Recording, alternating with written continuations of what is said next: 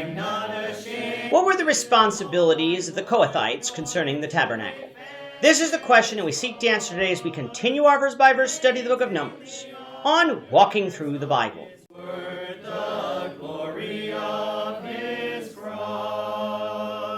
If you have a Bible with you, turn to Numbers chapter 3. We're going to be reading from verses 27 to 32.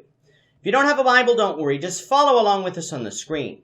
The version that we'll be reading from is the New King James Version. So, Numbers chapter 3, beginning at verse 27. From Kohath came the family of the Amramites, the family of the Israelites, the family of the Hebronites, and the family of the Uzzielites. These are the families of the Kohathites. According to the number of all the males from a month old and above, there were about 8,600 keeping charge of the sanctuary. The families of the children of Kohath were to camp on the south side of the tabernacle. And the leader of the father's house of the families of the Kohathites was Elizaphan, the son of Uzziel. Their duty included the ark, the table, the lampstand, the altars, the utensils of the sanctuary with which they ministered, the screen, and all the work relating to them. And Eleazar, the son of Aaron, the priest, was to be chief over the leaders of the Levites, with oversight of those who kept charge of the sanctuary. In this chapter, we have the census of the Levites.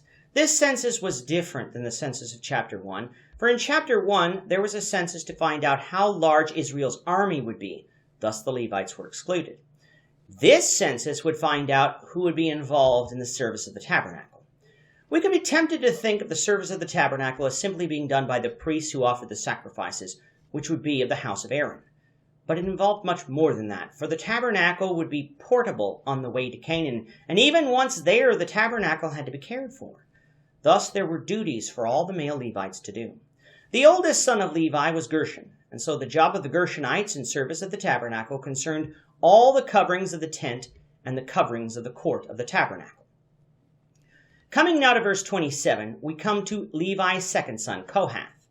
From Kohath came four families, the Amramites, the children of Amram, through whom Moses and Aaron would come, the Izrahites, the children of Izhar, the Hebronites, the children of Hebron, and the Uzzielites, the children of Uzziel.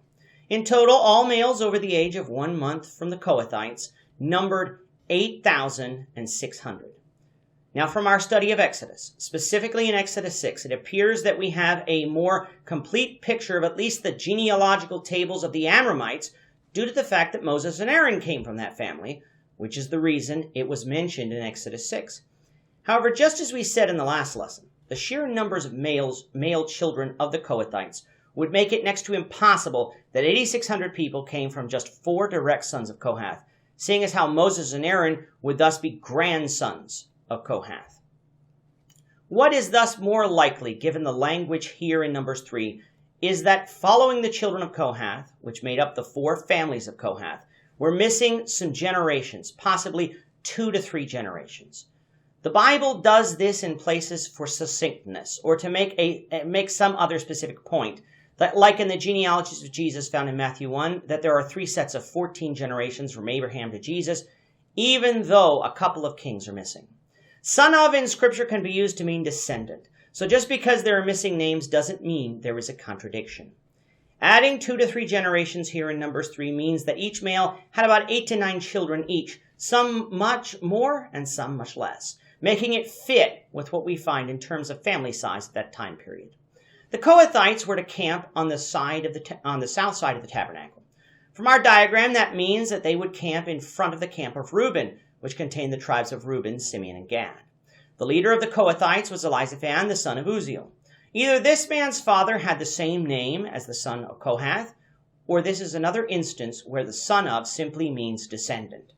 We have met this man before in Leviticus 10, for it was he and his brother who carried away the bodies of Nadab and Abihu after they were struck down by God. That God selected a man from the youngest family of Kohath is interesting and may have played a role in some of the other incidents that happened later on in Numbers concerning the family of Korah, another descendant of Kohath, but from a different family. The duties of the Kohathites included care and transport of the Ark of the Covenant, the table of showbread, the lampstand, the altars of incense and burnt offering, and the utensils of the sanctuary, as well as the screen, which is the veil of the temple that separated the holy place from the most holy place. It is the duty of the Kohathites concerning the Ark of the Covenant that I would like you to place in your memory banks, for that will come into play in our future studies in the Old Testament. Verse 32 says that Eleazar, the son of Aaron, would be chief over the leaders of the Levites, with oversight of those who kept charge of the sanctuary. Why would God do this? Because when you have three families, each with their own heads, disagreements might arise, which would be difficult to settle.